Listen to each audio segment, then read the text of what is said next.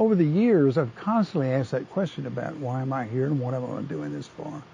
And then I realized that there was a lot of things I had learned, but they were all about processes and history and things like that. So I made a lot of different kinds of work. At one time, I made very abstract, very expressionistic kind of work that was on canvases that were 6 feet by 8 feet sometimes.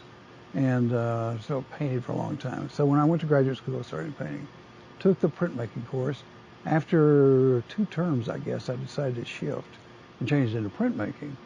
And printmaking was demanding because it made you really think about what you were doing, because you're making a commitment to this lithostone, and if you just mess it up, it really gets messed up, and so it's hard to recover from it. And but I did a lot of different things for a long time.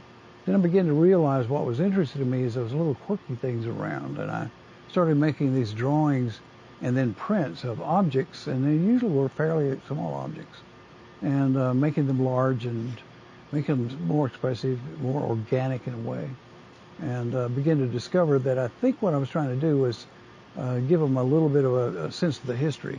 How did this, they were pull tabs. You know, now we get drinks and cans and so forth, and you pull them back, flip them back. And originally pulled them off. And I started making them into little characters, and I made some of them. These things are only about this big, but I would make them this big.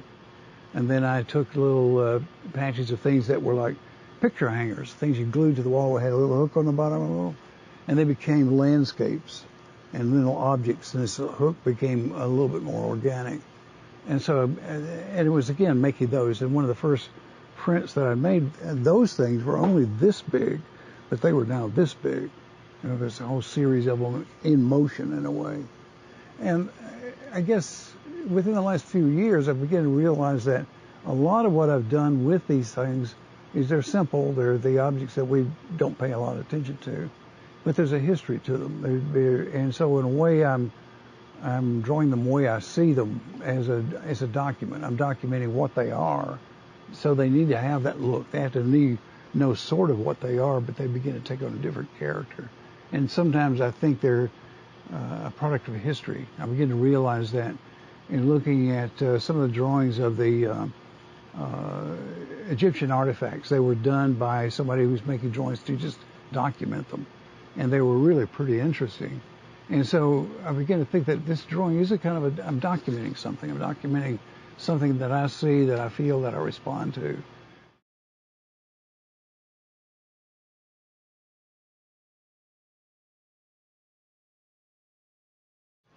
And lately I've been dealing with a lot of other issues. When I get into color, I usually have got some of the black and white prints I've printed, and then I print some extra ones and I draw on them, and so become a whole series of different works over the same matrix.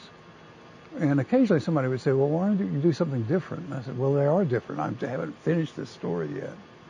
And then later on I began to realize, and I used to tell people this in class, you know, that one of the things that drove me to do a work is something was interesting and there was something about it. And I started making this construction without really thinking about it much, but I knew there was something there.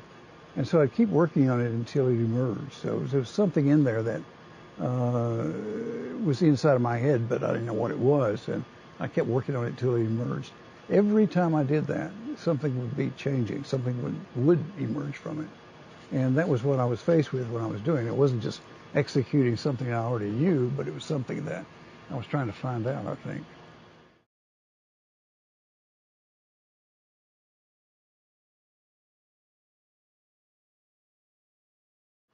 One of the basic things that I use a lot when I talk about my work is a statement that I found, because I taught American literature for a long time, and Steinbeck was one of my favorites, and did a lot of research on things and so forth. And I read East of Eden one time, and I think it's probably the best book he wrote, but he's sometimes better known for Grapes of Wrath.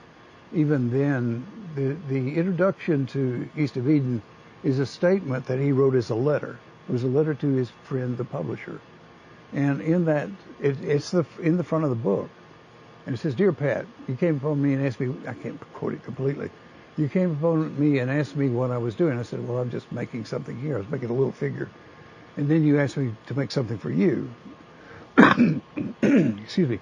And I asked you what you wanted. You said, well, give me a box. So when he wrote the book for East of Eden, he actually took a book or manuscript, and he wrote what he meant to do here, and then he wrote the manuscript here. And the next day he'd go ahead and edit some of this, but it continued that cycle. When he turned the manuscript over, he had put it in a box that he said East of Eden and carved into the top of it. And the rest of that statement is, you came home and asked me these things, and here's your box, and it's got everything I know in it. It's good feelings and bad feelings. It's the joy of creation and all the different kinds of things, but it's not full. And he repeats that again, and it always comes down to, but it's not full. And we begin to realize that whatever we do in art is always a kind of an emergence of something, and it's never really quite complete. That's the reason we keep making things and doing things and asking things. And